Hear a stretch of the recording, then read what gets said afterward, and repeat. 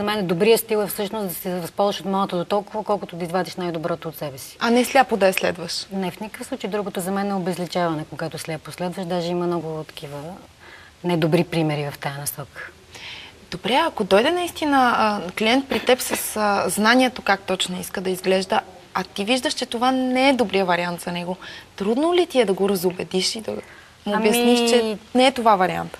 Всъщност обикновено му показвам, защото това е най-добрият начин. Когато направиш няколко предложения и самият той види, просто хората виждат разликата. По някой път не могат да обяснат защо, но виждат причината и разликата и това, което искам да им обясна.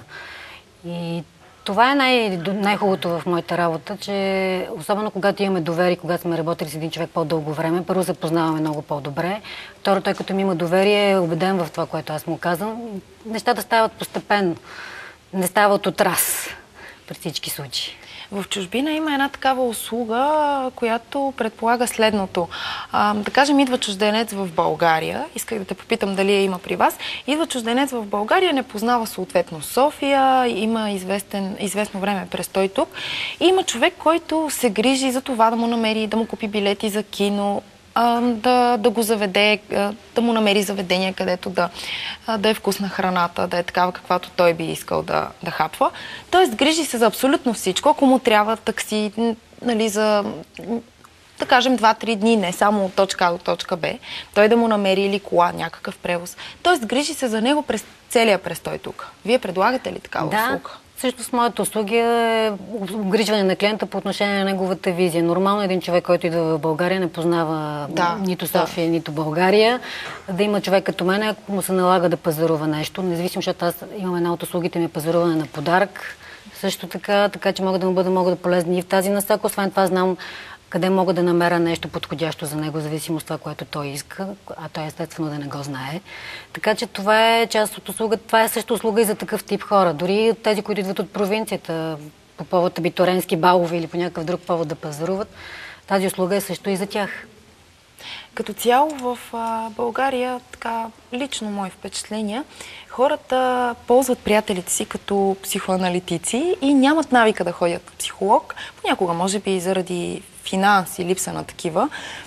И си мисля, че възприемат по-скоро така ходенето на психолог, като едва ли не ти имаш някакъв проблем, с който трябва да се справиш. А то не винаги е така. Вашата професия, стилист, дизайнер, по подобен начин ли се възприема? Ами, по принцип, наистина българина като цяло смята, че разбира от всичко, което мисля, че ще се промени за в бъдеще. И част от моята професия е да докаже, че ако оставим професионалиста да вършат тяхната работа, нещата ще бъдат на много по-високо ниво. И това е нормално по света, защото достатъчно да си добър ти в това, което правиш най-добре. Така че мисля, че това ще се промени за в бъдеще. Това е моята идея. Надявам се, че ще е по-скоро. Аз също се надявам, защото все пак си има специалисти за всичко и ние трябва да се стремим да бъдем специалисти в една област, а вече да се обръщаме за услуги към другите специалисти, за да бъде всичко идеално. Аз мисля, че в моята работа има и много психология и всъщност хората, когато имат някакъв проблем или когато искат да се променят, до някъде това е вътрешен проблем, който те чрез външната визия много често прибягват до решаване на вътрешните си проблеми. А по някакъв път пък е много важно, че това им носи самочувствие и удовлетвореност, което пък винаги го излъчват. И ако могат по този начин да го придобият, няма нищо лошо в това. Това е най-естественият начин, по който ти може да се чувстваш добре и комфортно. Най-бързият начин, бих казал. Деси, кажи ми, при теб може би предимно идват хора, които имат по-нестандартни фигури. Да, това е опция за тези, които наистина имат по-нестандартна фигура, им е много трудно да си намират по някакъв начин облекло. Така че аз мога да им съдействам в случай, кое е най-подходящото за тях и къде евентуално биха могли да намерим и какъв стил да бъде. Някакъв конкретен случай, който да ми разкажеш с по-нестандартна фигура? Имам няколко такива случаи. Имах една клиентка, която с така нареченото бразилско дупе, което е по-изявено и наистина за такава категория хора е по-трудно да се намира облекло.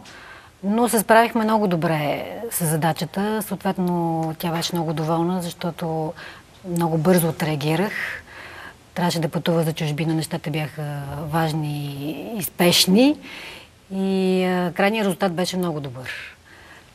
Смятам, че независимо какъв проблем има човек, хората с идеални фигури са много малко, но важното е какво ще зависи от твоите фигури, какво ще направиш, така че крайният резултат да бъде перфектен. Добре, а нейната идея беше да прикрие дупето?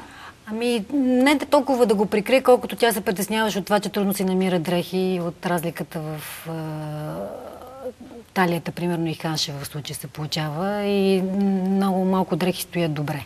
А говорим за широк ханш или за просто по-издадени задни части? Да, по-изявена. Да.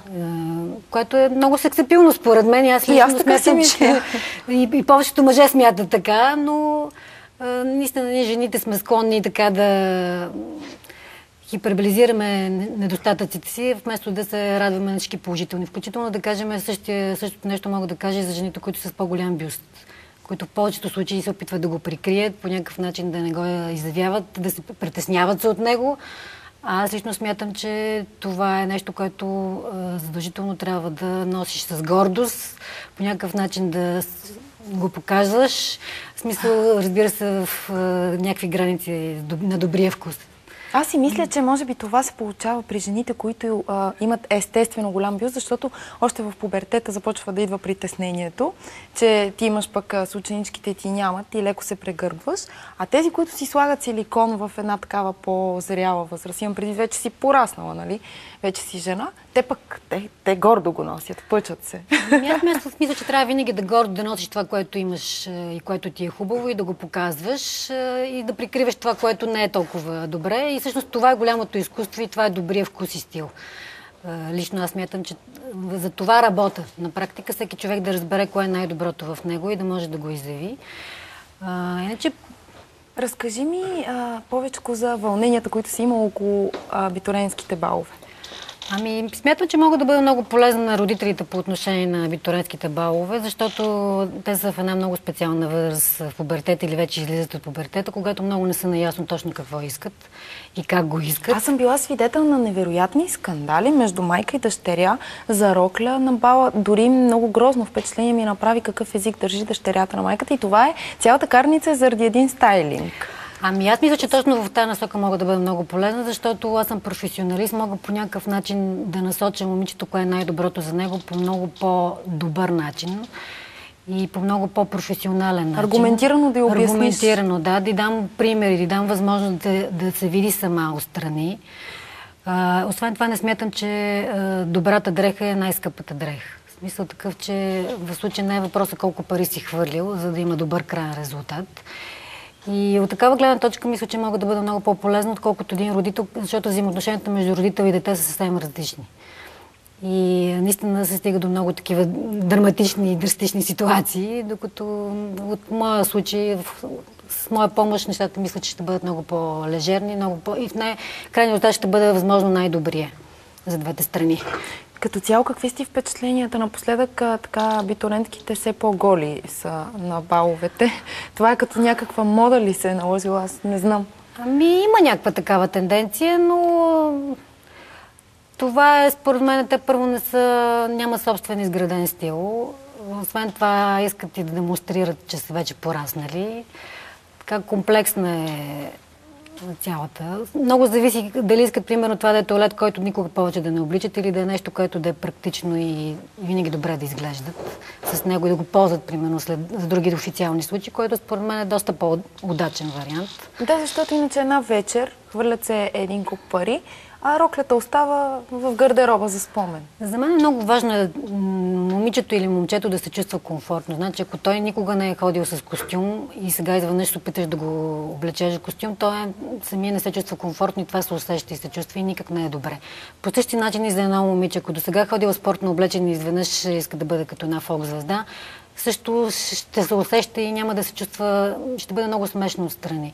Значи трябва да се намери някакъв баланс между това, което има като фигура, като възможности и това, което иска да бъде. И за да може наистина крайният резултат да бъде най-доброто за нас.